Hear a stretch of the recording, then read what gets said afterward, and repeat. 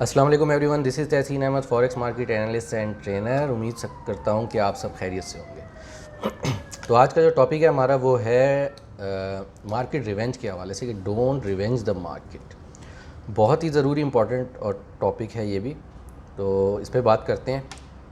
Don't revenge the market से मुराद क्या है कि अच्छा होता क्या है कि मार्केट के अंदर बहुत सारे ऐसे लोग जो बिगनर्स होते हैं, जिनको एक्सपीरियंस है, उनकी तो जाहिर सी बात है, बात अलग है, वो इस चीज़ से आगे निकल चुके होते हैं। लेकिन जो नए नए इन्वेस्टर्स होते हैं या ट्रेडर होते हैं जो मार्केट में काम कर रहे होते हैं, होता क्या है कि बाज़ औक़ात उनकी मनी मैनेजमेंट सही नहीं होती, रिस्क मैनेजमेंट सही नहीं होती, कैलकुलेटेड रिस्क नहीं होता, और उनको नहीं पता होता कि यार मैंने मार्केट में काम कैसे करना है। मेरा $5000 का अकाउंट है और मैं उस हिसाब से कैसे ट्रेड करूं, रिस्क को कैसे मैनेज करूं। तो होता क्या है कि वो किसी एक ही चीज़ के ऊपर ज़्यादा ध्यान दे देते हैं। अब जैसे अगर मैं भी सिग्नल देता हूं, तो मैं अगर 4 सिग्नल दे रहा हूं करेंसी पेयर्स, क्रूड या गोल्ड मिला के, तो उसमें क्या होगा कि वो किसी होता है, लोगों को बहुत से को अच्छा लगता है जी हम सिर्फ गोल्ड में ट्रेड करेंगे, तो लेकिन होता है कि गोल्ड में भी वो रिस्क इंक्रीज़ कर लेते हैं। अब हुआ क्या, खुदा ना खास्ता गोल्ड का स्टॉप लॉस हिट हो गया बाइंग या सेलिंग के अंदर, तो फिर वो लॉस हो जाता है उनका, क्योंकि फिर वो एक ही पेयर में किसी में ट्रेड कर रहे होते हैं, थोड़ी सी लॉट इंक्रीज़ कर लेते हैं ताकि उनको प्रॉफिट अच्छा हो जाए। अब होता क्या है कि स्टॉप लॉस हिट हो गया या लॉस बुक कर लिया, किसी वजह से स्टॉप लॉस नहीं दिया, मार्केट अगेंस्ट चली गई, ज़्यादा लॉस बुक कर लिया, तो फिर मिसाल के तौर पे $300 या $400 का लॉस हो गया उनको।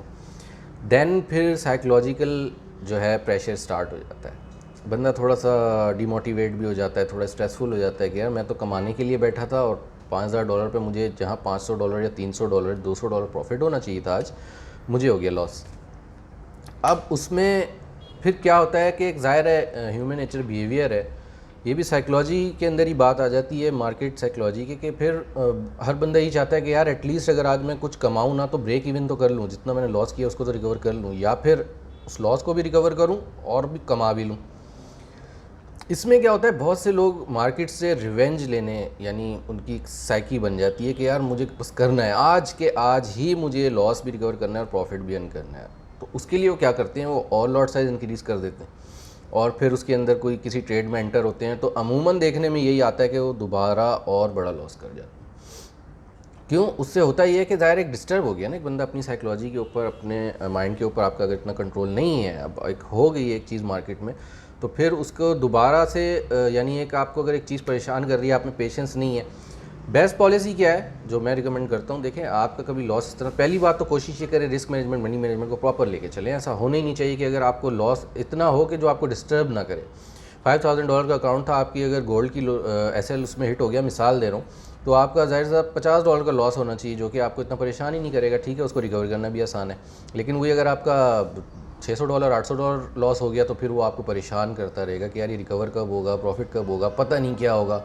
और फिर उसके बाद अगर आपकी स्किल्स इतनी डेवलप्ड नहीं है कि आपको नहीं अंदाज़ा कि मैं क्या पोटेंशियल है मेरा या मार्केट का, तो फिर आप उसके अंदर टेंशन में आ जाते हैं, और टेंशन में आके इस मार्केट में आपकी डिसीजन मेकिंग पावर जो है वो ख़त्म हो जाती है, यानी कम हो जाती है। आपको नहीं समझ आ रही होती कि यार अब मैं कैसे करूँगा, क्या करूँगा, तो फिर प्रॉब्लम के अगेंस्ट में बड़ी प्रॉब्लम आ जाती है। ठीक है, अच्छा मैं जहाँ से देखता हूँ कि भाई पहले तो ये चीज़ है कि रिस्क मनी मैनेजमेंट इतना लेके चलें कि आपको परेशानी ना हो। ठीक है, अगर हो भी गया, आपको एक बड़ा लॉस हो गया है, $1000 आपके चले गए हैं, तो मेरा अपना क्या ज़्यादा तजर्बा, अगर खुदा ना खास्ता कभी मेरे साथ ऐसा हो जाता है ना, तो मैं मार्केट को ट्रेड करने ही छोड़ देता हूँ 1-2 दिन।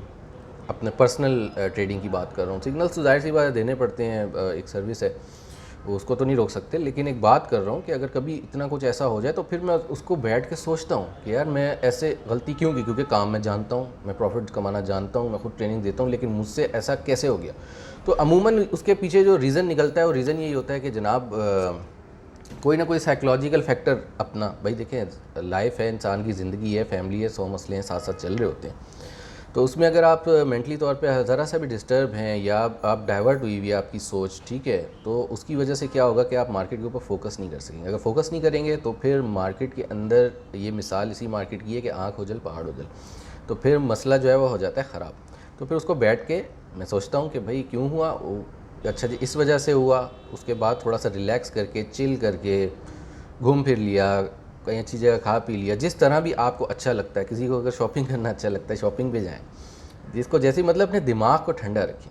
पॉइंट ये है, जब आपका दिमाग ठंडा होगा तो ही आप इस मार्केट में अच्छे से फोकस कर पाएंगे। फोकस करेंगे तो ट्रेड्स निकलती हैं, प्रॉफिट निकलते हैं, क्यों नहीं निकलते। तो अगर इस किस्म की गलती या किसी भी वजह से आप मेंटली तौर पे अपसेट हैं, सबसे पहले अपने दिमाग को काम करें, ठंडा करें, उसके बाद जो है मार्केट में दोबारा एंटर हो। और अगर बहुत अच्छे प्रॉफिट्स भी कर लेते हैं तो फिर भी मैं ट्रेड करना बाज़ औक़ात छोड़ देता हूँ कुछ दिनों के लिए, 2-3 दिन, 1 हफ्ता, डिपेंड करता है कितने प्रॉफिट हो। क्योंकि जब आप प्रॉफिट भी बहुत अच्छा कर लेते हैं आप ओवर कॉन्फिडेंट होना शुरू हो जाते हैं। उसमें क्या होता है, मार्केट से टच में रहता हूँ मैं, न्यूज़ देख रहा होता हूँ, फंडामेंटल सब कुछ, ज़ाहिर है मार्केट को तो नहीं छोड़ सकते, लेकिन ट्रेड या तो बिल्कुल कम कर देता हूँ या फिर छोड़ ही देता हूँ, ताकि ये जो इंसान के अंदर एक ग्रीड फैक्टर है ना, शैतान जो इंसान को भड़काता है, तो ये देखें तो जनरल एक ह्यूमन साइकोलॉजी ये तो है नेचर में।